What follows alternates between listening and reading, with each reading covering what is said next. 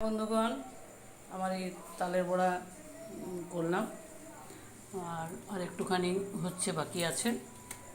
এইগুলো হলো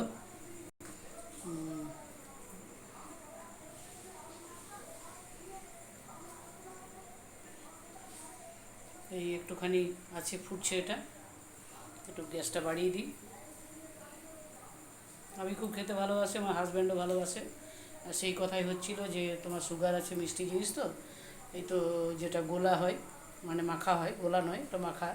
মালপোয়া হলে গোলা হয়, আর পকোড়া বা ফুলুরি মতো হলে সেটা মাখা হয়।